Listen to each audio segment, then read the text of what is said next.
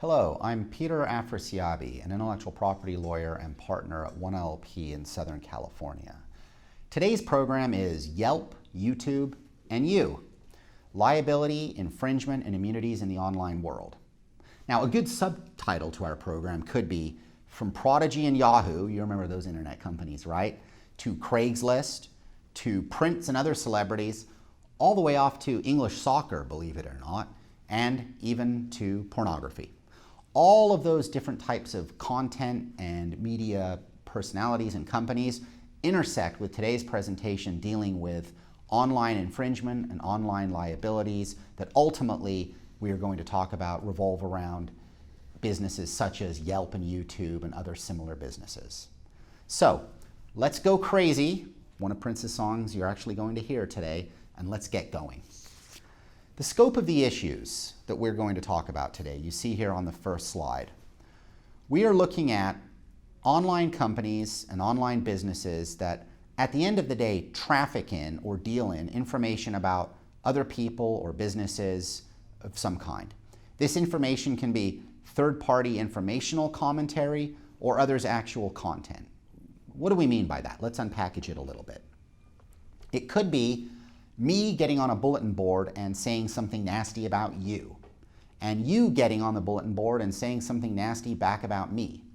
And that bulletin board that we get on, that act of logging in and sending a message over, for example, AOL's messenger board or some other website, that company now is in essence trafficking in or possessing this content that you and I, as we're engaged in this sort of defamatory war of words over the internet, that you and I are sending back and forth. That company is possessing it, it's retransmitting it, it's broadcasting it, it's publishing it, it's showing it to the world via its services, via the very technology and the sort of service that it provides.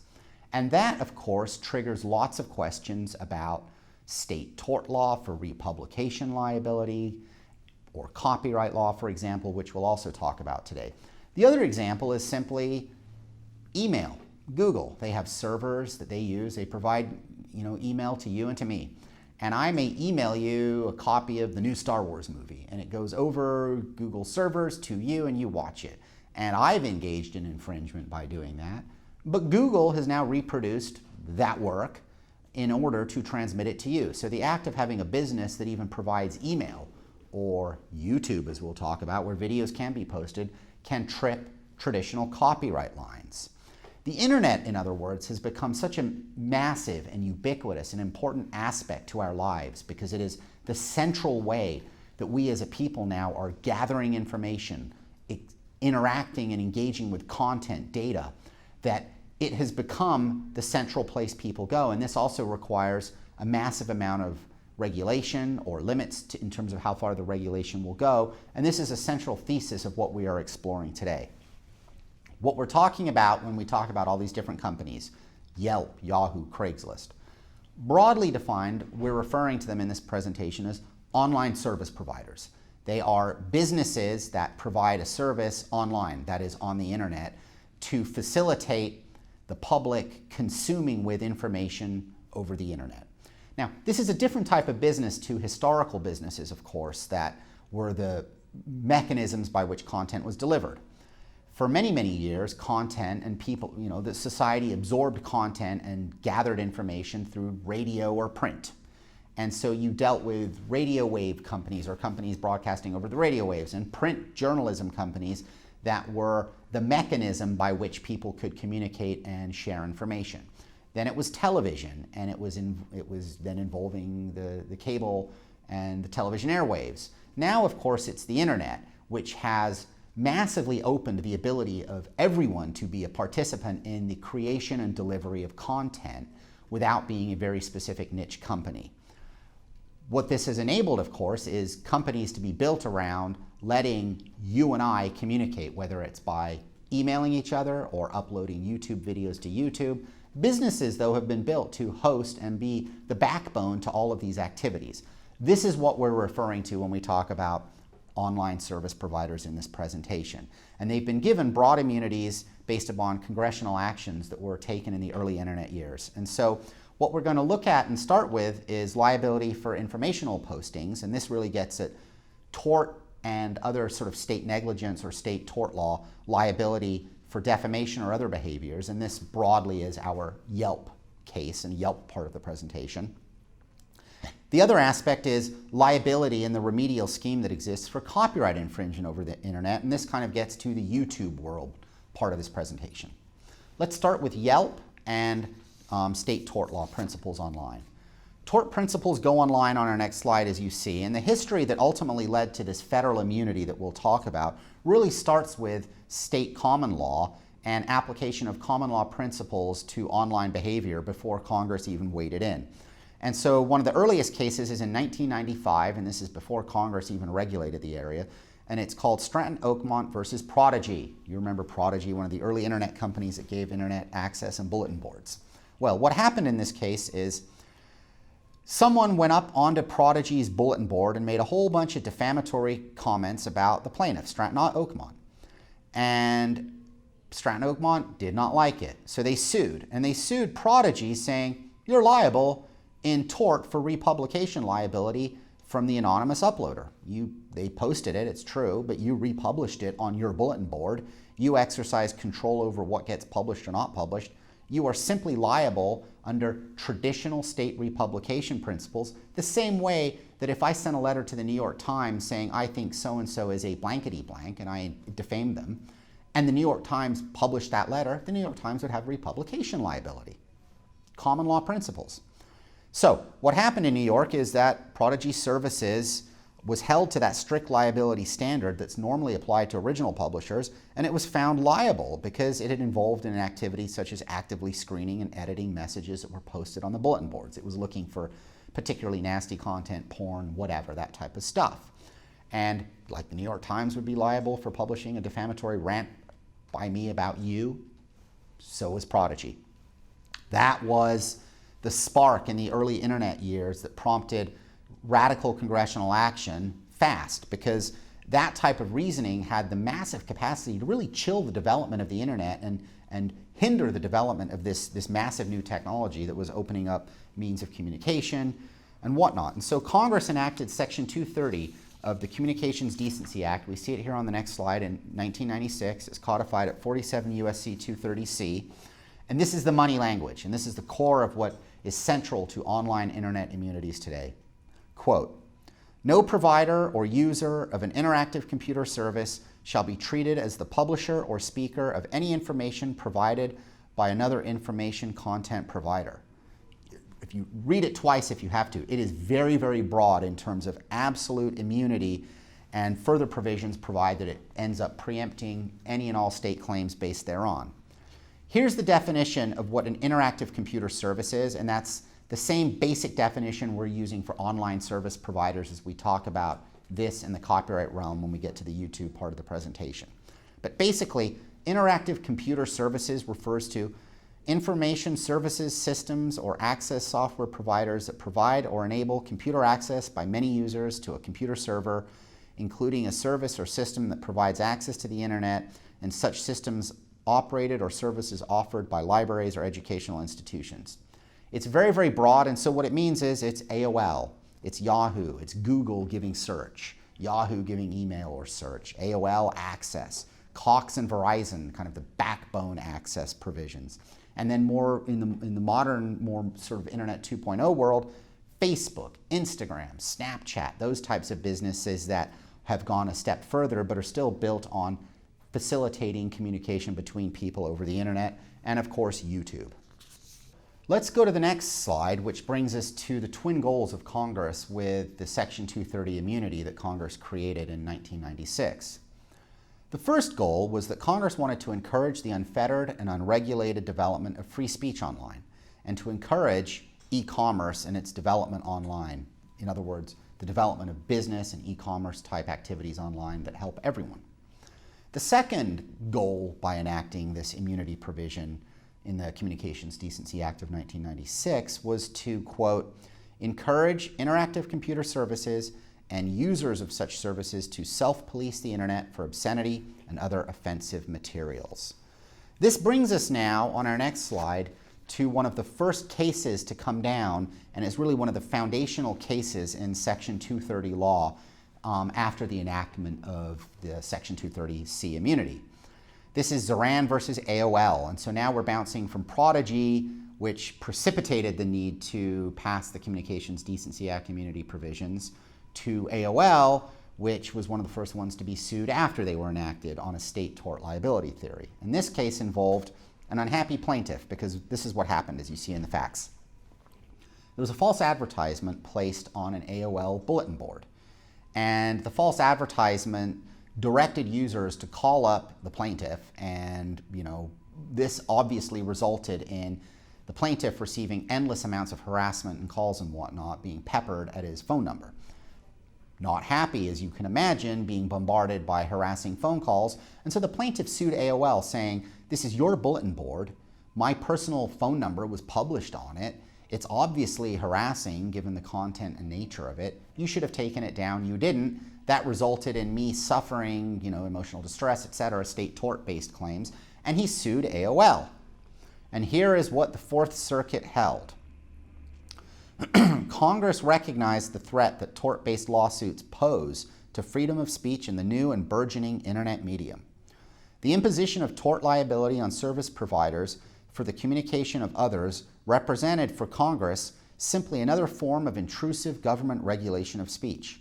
Congress made a policy choice not to deter harmful online speech through the separate route of imposing tort liability on companies that serve as intermediaries for other parties' potentially injurious messages. Held immunity. And so one of the central lines that traverses that holding, as you can see, is that AOL is simply an intermediary. It's a facilitator of communication. It is not really engaged in curating the content, in editorializing the content, in publishing the content, the same way the New York Times makes those conscious, volitional business decisions about what content it's going to publish. It's really an intermediary. It's just a service provider providing a means of communication. And if I defame you, you can sue me, you can do your discovery, and you can find out who I am, and you can go after me the same way you have always been able to go after me under state tort law. You just can't hold the internet company liable. Zoran is a foundational case. Let's take a look now at some cases, and we're going to look at both sides of the immunity line. And you can see in our chart here, we'll look at a few cases where immunity has been upheld and a few cases where immunity has been denied. And this will start filling out the constellation of case law and the puzzle, so to speak, to give you a sense of where these fault lines are. The first case in our column there is a case against MySpace. And this was a suit where some plaintiffs sued MySpace saying, your policy, MySpace, of allowing minors to register, create accounts without making sure that they're adults and not taking proper steps to make sure that these are not minors, has allowed minors to create MySpace accounts. They lie about their age, and that ends up, exposing minors to communication and issues that could be dangerous or harmful to them. And you should have taken steps to make sure that minors don't sign up on your service. And it's negligence and is damaging to do that. And MySpace defended and said, we're simply providing a means of communication, a mechanism like Facebook. As you all probably remember MySpace, it was sort of the precursor to Facebook, really, doing kind of what Facebook did before Facebook existed. And MySpace said, it's not our problem. We are a service provider on the internet, and this is not something that can subject us to state tort liability for our policy decisions about how we run our service on the internet. And the Fifth Circuit said, yes, we agree, and MySpace received immunity.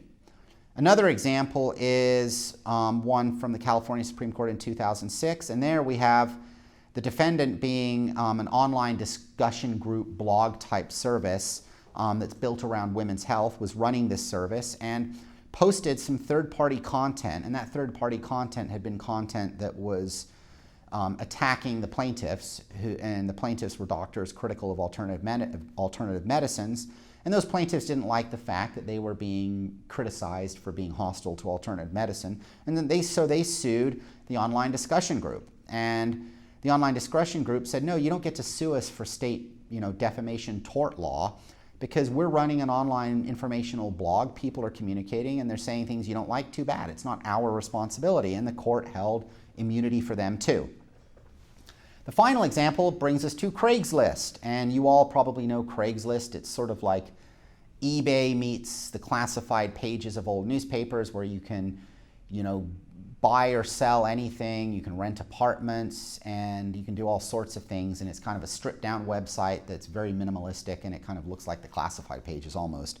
It also turns out that you can find adult services on there also, and a sheriff in Illinois was not thrilled by the fact that in his local town, Craigslist was facilitating these adult services and connections between adults for prostitution, and felt that Craigslist is creating this means for people to do it. It's creating a public nuisance because there's all this now prostitution going on in my jurisdiction.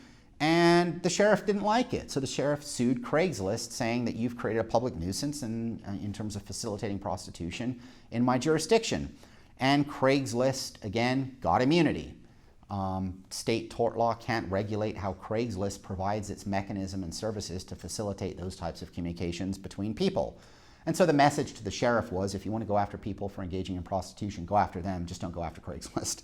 And so as you can see from these cases at least, the breadth of the immunity against a variety of different kinds of state tort law theories and a variety of different sort of factual situational settings for service providers is pretty significant and pretty broad. The immunity is just broad. Now let's look at the other side of our chart. We're going to look at a few examples where there was no immunity given, and we're going to assess those fault lines to understand them. The first couple cases involve Yahoo, and I don't mean to pick on Yahoo here. It just turns out there were a couple good cases where immunity was denied. They both involved Yahoo. The first one is a user of Yahoo's online dating service sued when he discovered that Yahoo had created false profiles and sent other users those now defunct profiles to entice them to resubscribe. And one of the users didn't like the fact that a false profile of him was being used to try to get other people to join the dating service, and that Yahoo had actually taken those and disseminated them, and so he sued. Yahoo said, hey, look, we're just an online service provider. This is a sort of a dating platform. It's kind of like MySpace type situation. We have immunity. And the court there said, no, you don't get immunity. And the reason Yahoo didn't get immunity is that Yahoo had engaged in sort of its own business volitional decision to create content itself. Those fake profiles were created by Yahoo, and then to disseminate those to get people to sign up for Yahoo.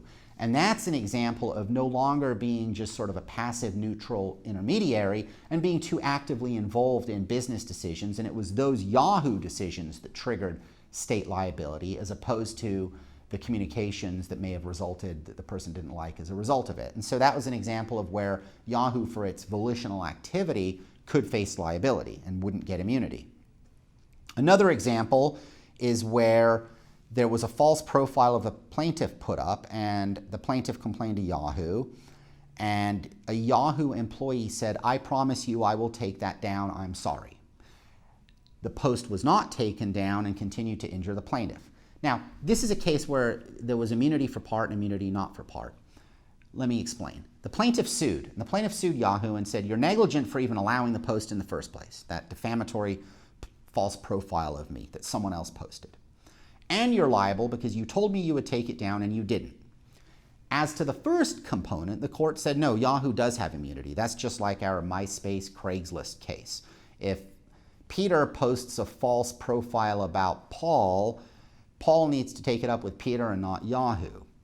But the court held, when Yahoo's own employee said, don't worry, I promise you we will take it down, and the person did not take it down, and then there was continued injury, plaintiff was able to pursue a state promissory estoppel type theory because of the promise made by the Yahoo employee. So again, you see the fault line here is being involved in activities which cause the service provider to actually do something that gets the service provider involved in the content trafficking. That can trigger liability. And the final example is where Mindspring was hosting a website that infringed Gucci's trademarks. In other words, someone out there created a website, they're infringing Gucci's trademarks, and they're simply hosting their infringing website on Mindspring. Mindspring is told multiple times this is infringing our intellectual property, and critical here, federal intellectual property laws. And Mindspring didn't take down the site. So MindSpring was sued on a contributory trademark infringement theory. MindSpring said, hold on, we can't be liable under the Federal Lanham Act for knowingly allowing this infringement to continue because we have immunity under Section 230. But, and this is an important limit, as the court noted, no. The immunity grant in 230 relates to state tort law, basically. What Congress made very clear in enacting Section 230 is that it doesn't expand or limit the scope of federal intellectual property laws, and those still stand, and so it can't override existing IP laws. And so this is why for your clients who may be intellectual property holders, it's easier to get recourse about content to be taken down off of the internet by anonymous folks over some web service, online service providers services when it involves IP.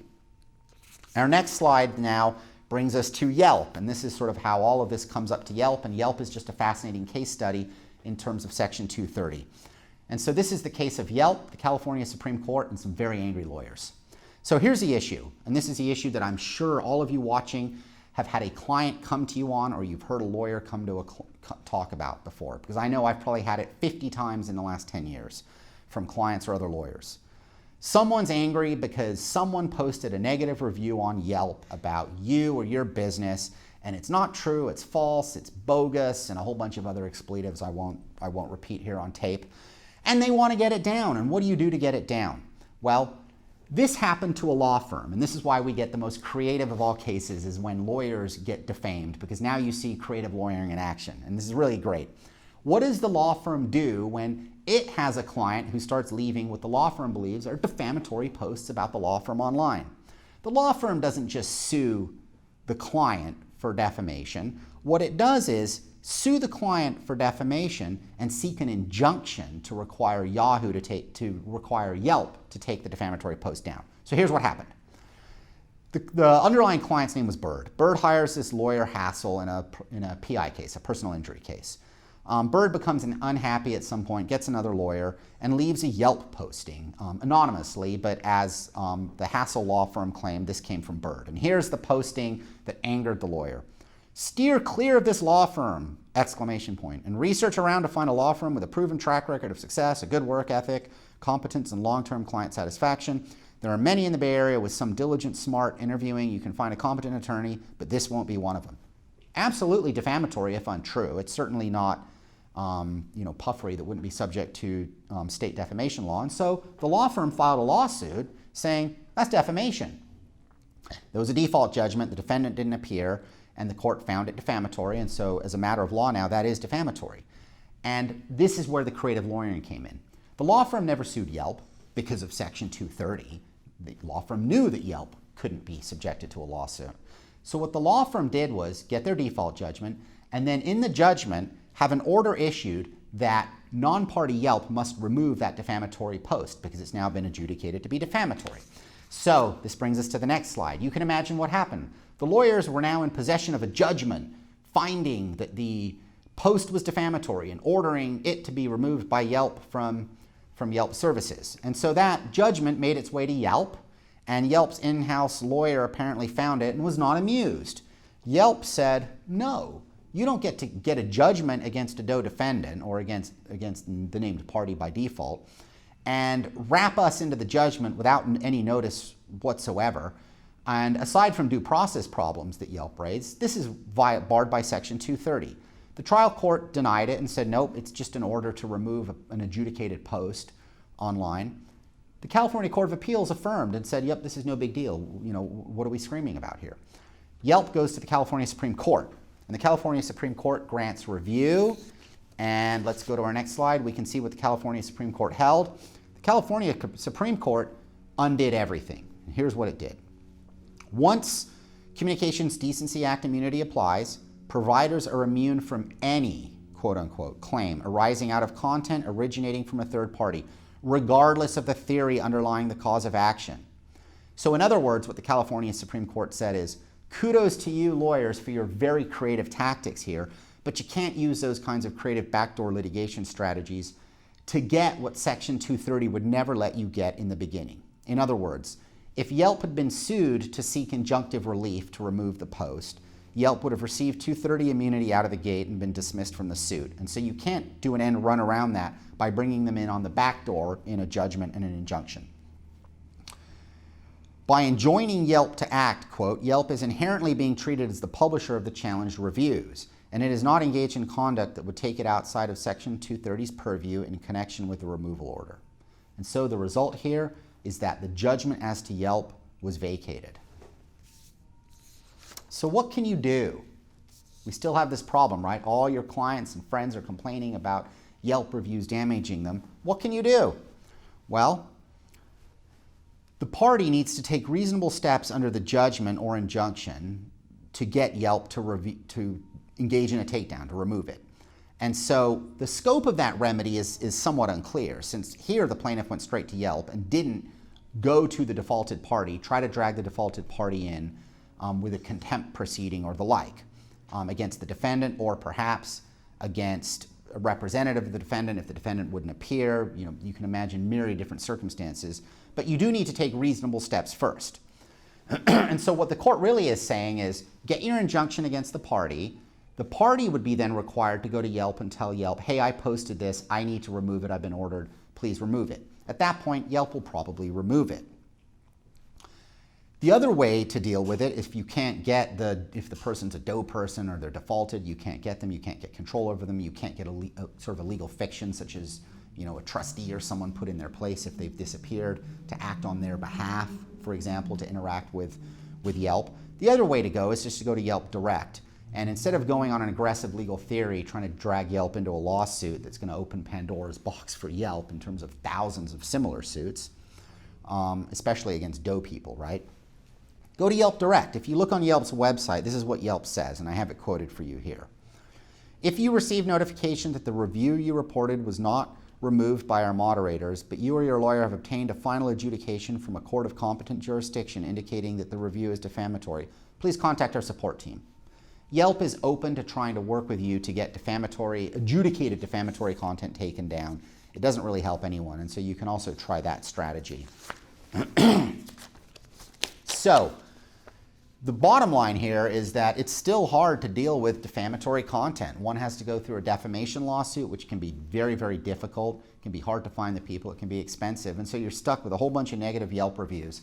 And so what's happened, at least colloquially in terms of practice, dealing with clients, press articles, social discourse, is that many feel that the immunity given to OSPs has swung kind of too far the other way and has facilitated and encouraged sort of almost defamation.com to occur online, and that there needs to be more robust regulation.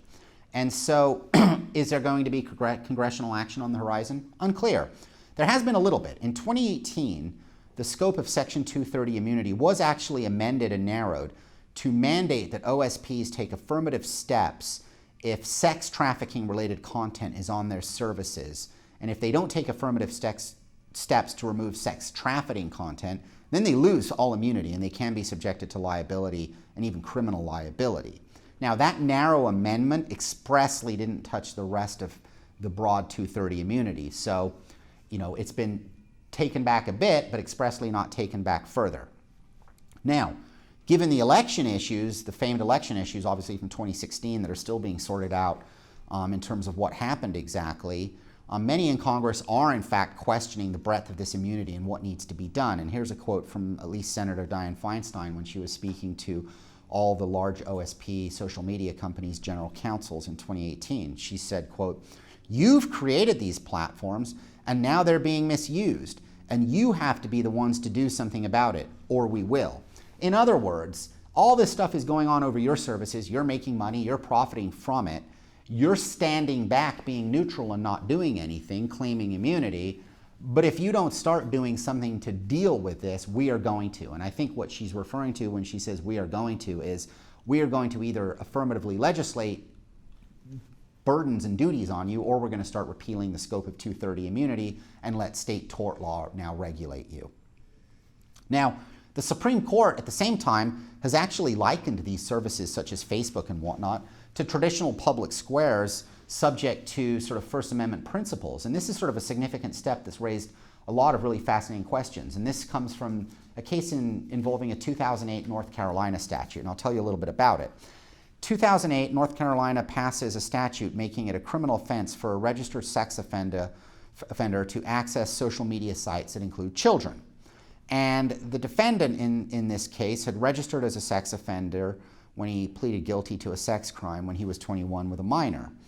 And he then accessed a social media site and was charged with a violation of this law, and he challenged it under the First Amendment, saying, you can't make a law that interferes with my free speech rights. And writing on behalf of the court, Justice Kennedy said the following, and it's very, very broad language, which could have a lot of import in terms of future cases dealing with the regulation or limits on OSPs. Here's what Justice Kennedy wrote for the majority. Quote, social media allows users to gain access to information and communicate with one another about it on any subject that might come to mind. By prohibiting sex offenders from using those websites, North Carolina, with one broad stroke, bars access to what for many are the principal sources for knowing current events, checking ads for employment, speaking and listening in the modern public square. In other words, the internet and these social media platforms and websites, many of these OSPs, have become almost a modern public square, equivalent to the traditional public square where people engage in communication and discourse. That being the case, it starts raising real First Amendment questions about the scope of the state's ability to regulate those sites under the First Amendment, but also those sites' obligations and whatnot to traverse and deal with First Amendment law. And so this is just sort of the beginning of a burgeoning new era in terms of potential regulation on the immunities of these sites dealing with Section 230. This now brings us to YouTube. We are now going to talk about the other side of the coin. We've talked about the Yelp side with online immunity for state tort liability. Now we're going to talk about online liability and immunities for copyright infringement occurring over the internet, over online service providers' platforms. And so we shift from Yelp to YouTube. YouTube, of course, being the principal and well-known business that has video content uploaded on it by users for viewing and public broadcast and review and even downloading by other users. And that, of course, the moment we're talking about video content, we're squarely in the realm of copyright law. Now, here, Congress, just the same way Congress entered the internet fray in 1996 to regulate it with online immunity, Congress did the same thing with respect to copyright liability in 1998. And the principal statute that we're talking about is the Digital Millennium Copyright Act. And it was passed in 1998 to address online infringement for online service providers, to deal with the fact that they may be technically liable for copyright infringement for much activity occurring over their lines, and to immunize them in effect and give them a safe harbor from that, what would otherwise be tort liability for copyright.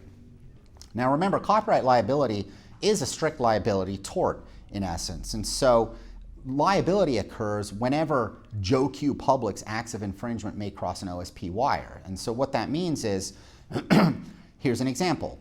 When you reproduce another's work, such as I find a photo on the internet, I download it to my computer. The act of downloading your photo to my computer, I've now infringed your copyright.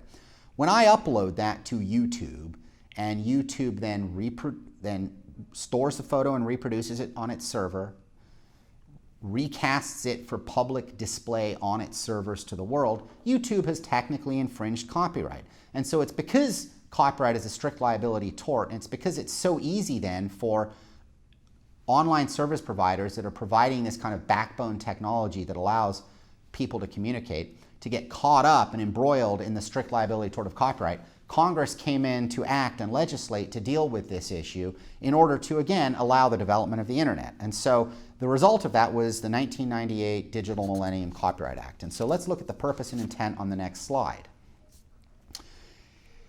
These are quotes from the Senate and House report in terms of the congressional intent, in terms of the issues being confronted and the scope of the problems being confronted in terms of what Congress was hoping to do. The first one is from the Senate report. Here's what's written. In the ordinary course of their operations, service providers must engage in all kinds of acts that expose them to potential copyright infringement liability. Service providers must make electronic copies in order to host most worldwide websites. The next quote comes from the same Senate report. Service providers and copyright owners must cooperate to detect and deal with copyright infringement. Now, there's limits to this, though, but those who repeatedly or flagrantly abuse their access to the internet through disrespect for the intellectual property of others, in other words, we're talking about repeat infringement, flagrant infringers constantly taking advantage of others' works, those should know that there is a realistic threat of losing that access. So what Congress was saying is, we want to make sure that neutral conduits don't face liability. But if they're just going to turn a blind eye, basically, and allow flagrant copyright infringement to constantly occur over their service that they're providing the public, then yeah, you're not going to get immunity, and this safe harbor bucket being created, you'll lose. The goal here also, as you see in the last quote from the Senate report, is to encourage the continued growth of the existing offline global marketplace for copyrighted works in the digital format by having strong international copyright standards. And so that's just part of the backbone goal here. And so the root of all of this is to make sure that the internet could develop with ongoing online service providers building their business and not stifling the development of internet and internet businesses, but also striking a balance to protect copyright owners in their copyright rights and the protections of their works. And so that balance we see in the DMCA on the next slide, and this is section 512C of Title 17 of the United States Code. This is sort of the principal, there are several, but this is the principal safe harbor as it's known, or in other words, immunity in some sense, you could look at it in terms of online service provider protection. And so the general rule is that these online service providers are not liable for infringements of copyrights by reason of the storage at the direction of users, i.e. you or I using their service. They're not liable for those infringements occurring even though material resides on their systems where, and there's three basic requirements, where the service provider has in fact adopted and reasonably implemented a policy that provides for the termination in proper circumstances of repeat infringements. In other words, if you're running YouTube or some online service platform and you just know that Peter Afrasiabi is every single day infringing George Lucas's copyright in Star Wars because he keeps uploading clips and George Lucas keeps complaining about it and Peter keeps doing it, at some point you need to stop Peter from having access to YouTube, otherwise you're going to have liability. And so this is sort of this idea that you got to have a policy, you got to do some level of monitoring to make sure that there's termination in proper circumstances. The other aspect of the safe harbor is that the service provider must not receive a financial benefit directly attributable to the infringing activity where the online service provider has the right and ability to control the activities occurring. And the final requirement goes to sort of the level of knowledge of the online service provider. And that is, the online service provider does not have actual knowledge that the material or an activity using the material on the system or network is infringing. If there's no actual knowledge, still the service provider must not be aware of facts or circumstances from which it's obvious that infringing activity is going on. This is sometimes referred to as red flag knowledge, if it's just that you can't have that. Or if you do have actual knowledge or you're given red flag knowledge about actual infringement, at that point you need to act expeditiously to remove content. And if you don't, then you can be subject to liability and you lose your immunity. So that was the balance that in the copyright realm Congress enacted in the late 1990s. At the same time it was enacting Section 230 on the tort side, the state tort side. Our next slide gets to what's the net result from the Digital Millennium Copyright Act for our online service providers building their businesses and for our copyright holders wanting to protect, patrol, and monetize their content and not have it infringed. The net effect is as follows. If an online service provider has content published on its site that was genuinely user uploaded, then the online service provider has no copyright liability if it lacks actual or apparent knowledge, or if it has such knowledge, it expeditiously removes it, and if it lacks a financial benefit and has adopted a policy for terminating repeat infringements.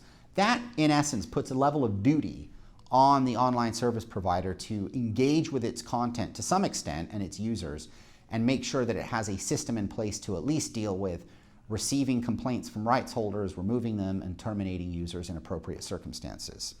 And so, in other words, copyright owners, if those factors are met and they want their copyrighted content removed, then they need to send a takedown notice to the OSP. And that's the balance that Congress struck. Rather than being able to just straight sue, if Joe Q Public has infringed your work on the internet, you need to reach out to the service provider, let them know about it, give them a chance to take it down, and that's the balance that's been struck. Your remedy is to get it removed before you can seek money from the online service provider. Of course, if you want to seek money from the infringer who actually uploaded it, you can always do that. And there's none of these laws touch those who may upload in the first instance. These are only regulating, of course, service providers who have the content sitting on their servers. Let's look at what the takedown process is next. The takedown process requires that online service providers provide some easy to find and easy to understand takedown process for rights holders. It can't be some overly cumbersome, complex, impenetrable system so that if I'm a rights holder, I can't even figure out how to find you and get in touch with you. In other words, you have to have some very clear links on your website that make it very easy to notify the online service provider at a very clear mailing address and emailing address, especially email address, and then it's a very simple format in terms of how the information can be given to get infringing content taken down. It's got to be in clear, plain English so that who can submit it and how they can submit it. You have to allow the means to submit a takedown notice that may have multiple URLs showing multiple locations of infringement. It's got to be accepted by email or even a web submission format from the rights holder. And generally, upon receipt, access to infringing material really should be terminated within 1 to 2 days by the service provider to be safe. That's not set out in the code. That's just the rule of thumb that's developed through case law and litigation. But once you get notice, if you have an OSP client, once they get notice of infringement, they really do need to move pretty quickly. And so this does require that OSPs running their businesses need to have sort of a takedown task force or employees just kind of dedicated to dealing with these takedown notices and getting to the bottom of them. Now, there's a counter designation process, and that means that upon a rights holder complaining about infringing content and the content then being disabled by the service provider, the original uploader has a chance to say, hey, I want to make a counter designation. I disagree. I did not infringe. And that person can then make a right to have used the content the way they've used it and explain it. And that response then can allow the service provider to provide re-access to the content or not, and put the burden back on then the rights holder to say, no, I disagree with the counter designation and I'm going to file a lawsuit because that person doesn't have rights or their claimed defense is invalid as a matter of law. And that then triggers the court process. Let's now get to YouTube. And the central question we're talking about as we look at YouTube, of course, is we have the monetization of other people's content. Who pays and who gets the money? This is what gets to the root of the battle between online service providers like YouTube and rights holders. You have rights holders who create the content and want to monetize it and make money, and you have YouTube that doesn't create the content and has a bunch of people in the world, millions, hundreds of millions of people uploading content, and YouTube makes money from that content by ad revenue, just eyeballs. So if I upload Star Wars and 1 billion people watch it, YouTube would make a lot of ad revenue. And so that ad revenue is going to YouTube and it's not going to George Lucas or Disney, who now owns Star Wars, of course.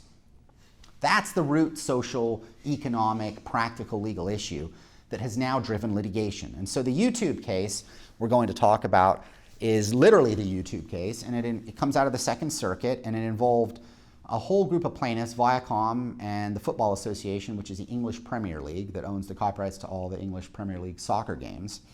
They sued YouTube, and they told YouTube, basically, what's going on here is that clips of our content are being placed on YouTube, you're encouraging it, you know they're infringing, you're not taking steps to remove them or to terminate repeat infringers, for example, and you're profiting off our content. That's our content to profit off of. You, YouTube, are not allowed to run a business like this. You're not the type of business entitled to this safe harbor under the DMCA. The Second Circuit disagreed, and the Second Circuit, in a very significant decision, which has really set the national stage and national standard now, said that, confronted a few arguments. And so the first one was that Viacom and the plaintiffs had argued that YouTube lost its safe harbor protection because it had a general awareness of infringement and therefore had the obligation to take commercially reasonable steps to protect it. That argument was rejected. What the court said is the fact that YouTube may be generally aware that Joe Q Public is sending infringing content doesn't put the burden on YouTube to now run a police state in effect over YouTube and monitor every piece of content and on a content by content upload basis figure out if it's infringing or not. And that's a massive rejection of Viacom's argument. It allows YouTube to stay above the fray and in effect have a general level of awareness that its service may be used for infringement, but maintain immunity. Second, Viacom argued that there was so much content that was infringing that YouTube knew about, that YouTube was in effect willfully blind and so really had apparent knowledge.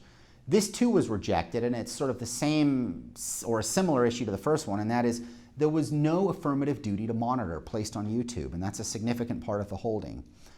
And finally, the court held that if the right and ability to control aspect of the immunity really requires item-specific knowledge, and this is another significant component or leg to this decision, is that item-specific knowledge is what the courts are looking for as opposed to general awareness. And of course, from the rights holder's perspective, it's very hard for any service provider to have item-specific knowledge when they're getting 10 million uploads a day, for example. I mean, of course they don't have item, but they may have massive general. But the way the Second Circuit came down on that line was strongly in favor of the online service providers. Now, there was one exception to this decision, of course, as with almost all legal cases. And here, factually, is what happened. YouTube is getting all this content uploaded to it from Joe Q Public out there. And YouTube sat down and it looked at some of the content and it plucked out certain pieces of the content and decided to syndicate that content out for business. And as to that, the Second Circuit said, no, that's not the type of thing that gets immunity. That's a volitional business decision. You're now interacting with the content. You're picking pieces of content. You're choosing to syndicate them out and license them in effect. You want to do that, you take responsibility for it. You cannot accept user submissions and have immunity because those things are being seen, and also then treat that content as sort of cleansed in effect such that you can do whatever you want with it. And so YouTube there, it got sent back for questions to adjudicate YouTube's liability. The Ninth Circuit, in our next case, UMG versus Shelter Capital, has adopted the same basic standard. And here we had a very, very similar case. We're dealing with a company called Veo, which is much like UMG, and it was a website service that allowed people to upload videos and share them with others. Users had to register to upload and publish their video content. And once users uploaded their content to Veo servers, Veo just had an automatic software process that simply took the uploaded video, they converted it to a different format so it could be broadcast through the Veo network to people who wanted to view it, and then it's published for anyone to go to veo.com and view. At the same time, Veo's automated software did extract some user-embedded metadata that allowed searches to occur on the Veo network. Now, what Veo also did, and YouTube has done this too and still does this, is employ hash technology to block content flagged by rights holders. And what that basically means is if George Lucas complains that Star Wars is mine, Star Wars gets hashed in effect, and this is just a technology that takes snippets of Star Wars, puts it in a database, and if someone uploads another snippet of Star Wars, the database compares it and sees, nope, that's already been flagged as being infringing, and then it stops it from ever being re-uploaded. And that technology is employed by Veo. The Ninth Circuit, as in the Second Circuit case, held that nope, you don't get to sue Veo. They have immunity under the Digital Millennium Copyright Act, safe harbor. They're not liable for copyright infringement. And critically here, what the court said is that knowledge of infringing activity in general is not broad or general. It must be focused to particular videos at issue. And those are the page sites for you if you want to read in more detail. And at the same time, the service provider cannot bury its head in the sand to avoid knowledge. And that's an important point. And this is where the Ninth Circuit has perhaps not gone as far as the Second Circuit. What the Ninth Circuit has said is, look, while it's not enough to just say there's general knowledge, we do say there's this sort of anti-ostrich admonition. You can't willfully stick your head in the sand so that you can be blind to data that would let you know your site's being used for infringing purposes. And so ultimately, the facts must be those that make specific infringement of a given work obvious to any reasonable person. And that's the Ninth Circuit's rule. This brings us now to post-YouTube case law, where we're going to start exploring other areas of online service providers monetizing content in new ways, where companies have seen that these platforms can be built around the Digital Millennium Copyright Act. And we're going to look particularly at two of the most popular content areas on the internet, and that's not just Peter saying it. There's actually a lot of studies that have shown that many of the top content-driven searches on the internet are pornography and celebrity content photos. And so let's start looking at how, in this post-YouTube world, businesses can monetize celebrity photos and pornography content on the internet, and how that triggers and interacts with copyright liability standards and what happens. So let's start with celebrity content. And the first case we're going to talk about is the case of Mavericks versus LiveJournal from the Ninth Circuit. It's from 2017, and it's reported at 853 F 3rd 1020. It deals with celebrity photos and online liability. And disclaimer, I represented the plaintiff in that case. So here's what happened. The defendants had a website called Oh No They Didn't. It's sort of an online celebrity curated website, and it's a website that was devoted to celebrity culture.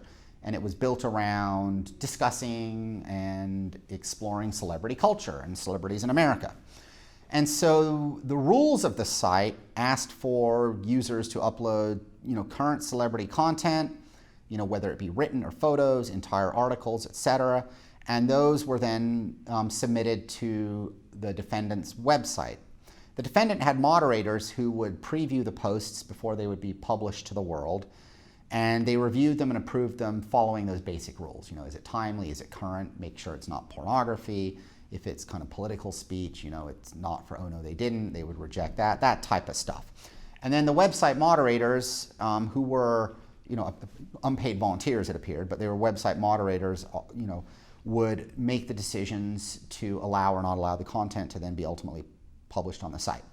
The lawsuit's filed, and the defendant gets a summary judgment granted to it under the Digital Millennium Copyright Act by the trial court. It goes on appeal to the Ninth Circuit, and the Ninth Circuit reverses. And what the Ninth Circuit holds is that whether the users uploaded the content or the moderators actually uploaded it, since they were screening and approving it for publication under the site rules, really made it a fact question as to who was even uploading. And if the moderators were making content-specific decisions to approve particular content to be placed on the sites, and there were fact questions about whether those moderators were agents of the site, then the safe harbor couldn't be granted as a matter of law, and the case really needed to be remanded for trial to address that threshold issue of whether those moderators were the ones actually uploading, in distinction to the people in the public, and whether their acts bound the company. So the key difference to YouTube in that case is that, and this is one way of thinking about it in terms of your practice for clients that may be running online service businesses, is that YouTube really functioned as a very neutral sort of anything and everything site. I mean, other than screening for obscene, illegal content, pornography and child pornography and the like, which is illegal, it really is an anything and everything. You can post a picture of your cat, sitting on the table, and they accept it, they don't reject it.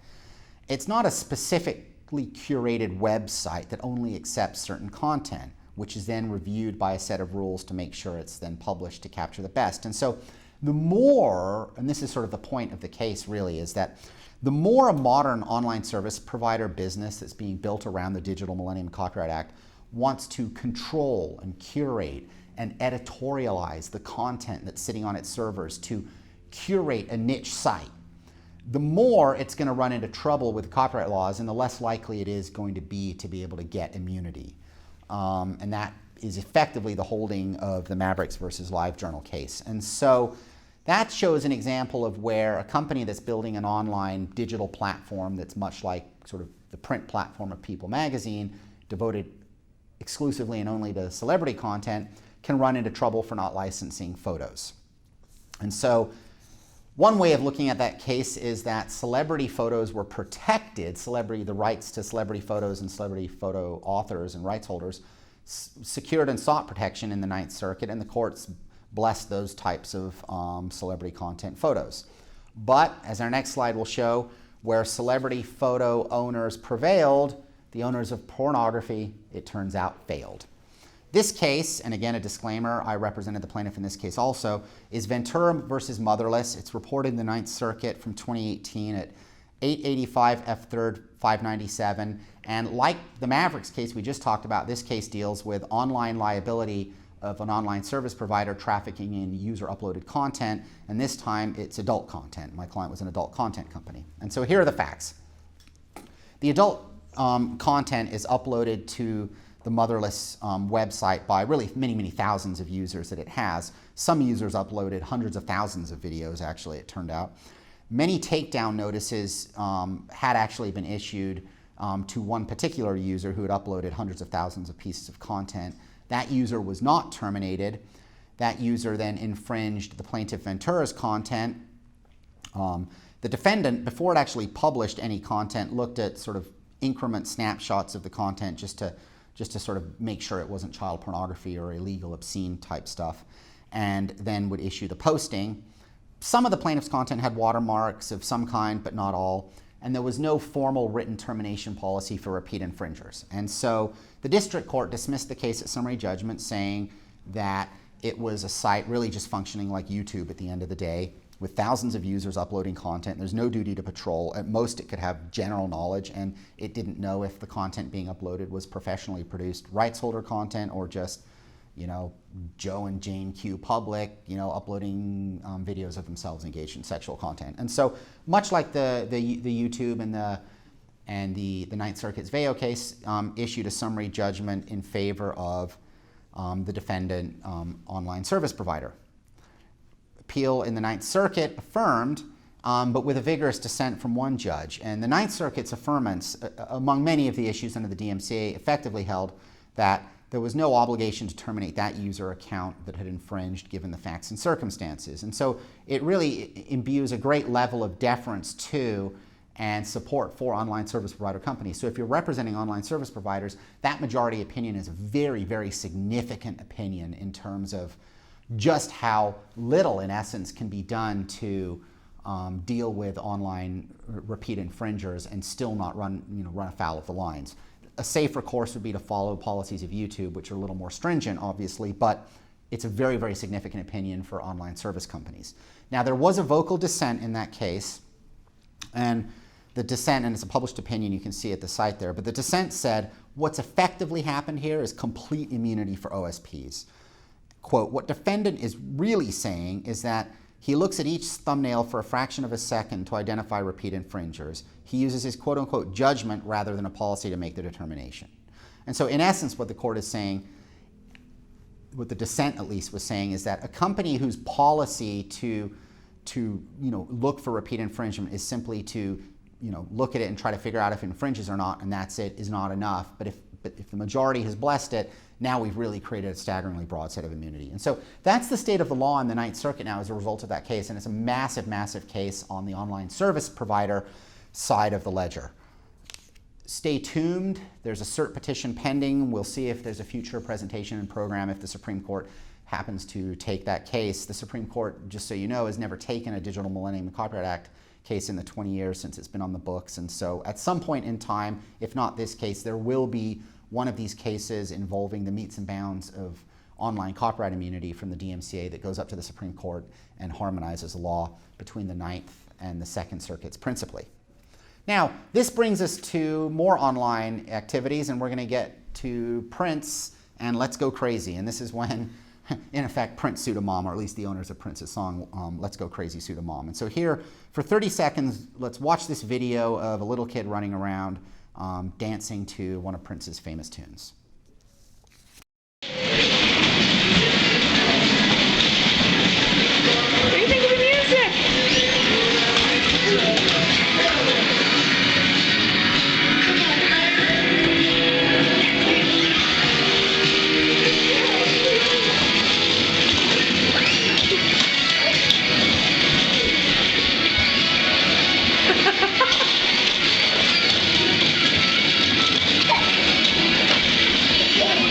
This is the Let's Go Crazy case, and now you've listened to it. It's my opinion, at least, but if you listen to that, I doubt that's really competing with Universal Music's rights to, to that song. You're not going to go listen to that instead of listening to Prince's version. It's just a fun, pretty cool little video of a kid running around, whimsically doing that, off the cuff. Nonetheless, this is what happened. Stephanie Lentz, the mom, she posted on YouTube that home video of her son dancing to Prince's song, Let's Go Crazy. Universal was not amused, being the rights holder to Prince, and so Universal sent YouTube a takedown notice claiming that the video violated the copyright in Let's Go Crazy because the song was playing there in the background, as you can see.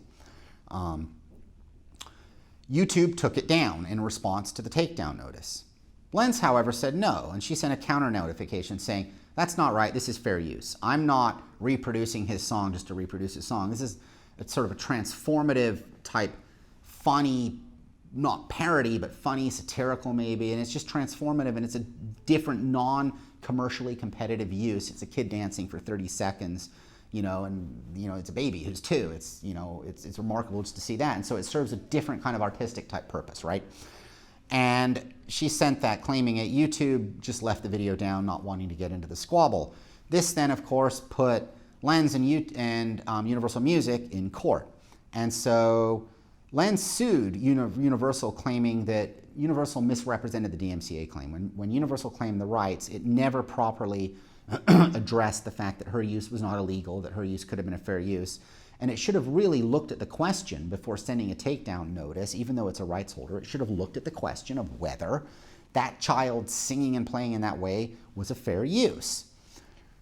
The Ninth Circuit issued a very important decision here, and it's reported at 801 F. 3rd, 1126. You have the site there. The Ninth Circuit held, quote, the duty to consider, in good faith and prior to sending a takedown notification, whether allegedly infringing material constitutes fair use exists. And so that means rights holders can't just say, oh, I own the copyright, there's an infringement, takedown notice.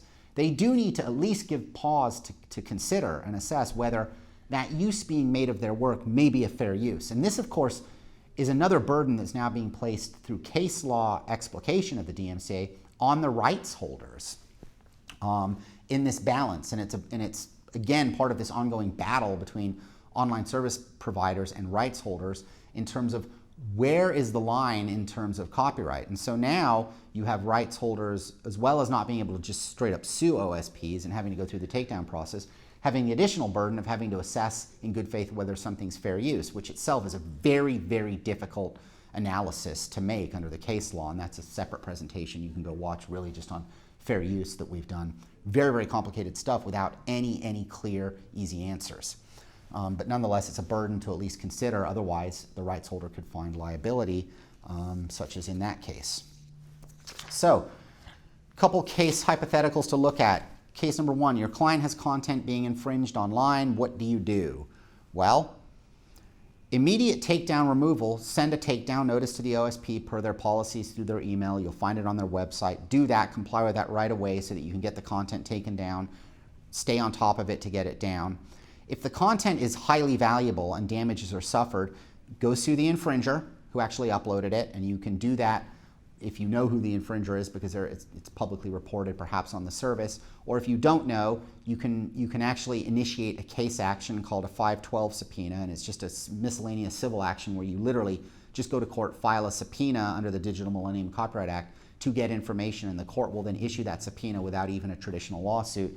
You take the subpoena to the service provider, and it's a declaration and it's filled with evidence about the infringement, and then the service provider then has a burden to respond to the subpoena, identify the infringer so that you can then go pursue the infringer.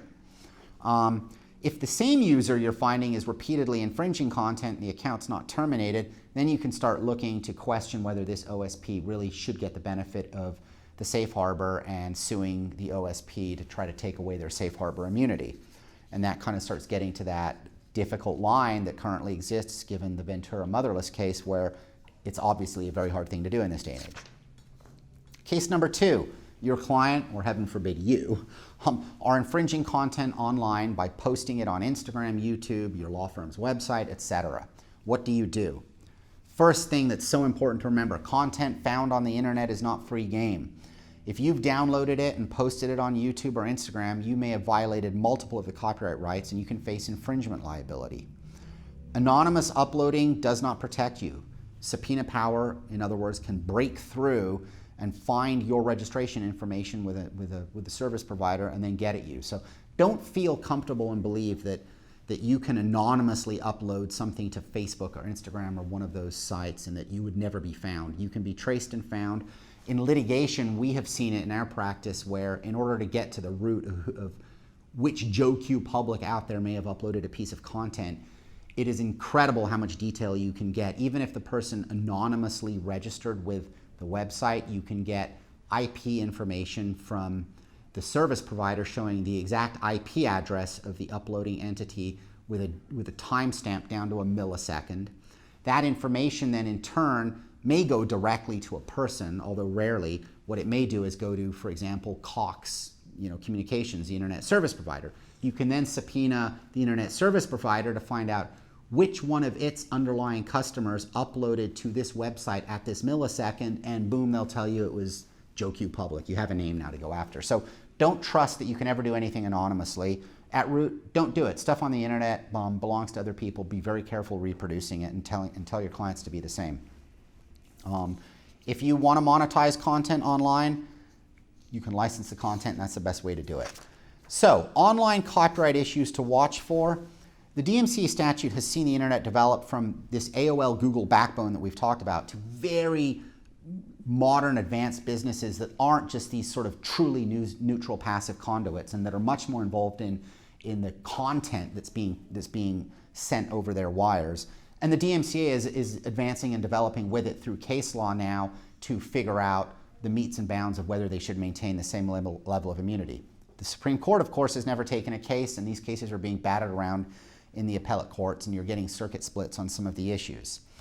How that statutory language from 1998 that was really thinking about AOL and Cox and genuinely neutral conduits, how that congressional language engrafts onto much more sophisticated, complex businesses trafficking and monetizing content remains to be seen until the Supreme Court takes it and enters the fray, or until Congress revisits this. So the bottom line issue on copyright is stay tuned.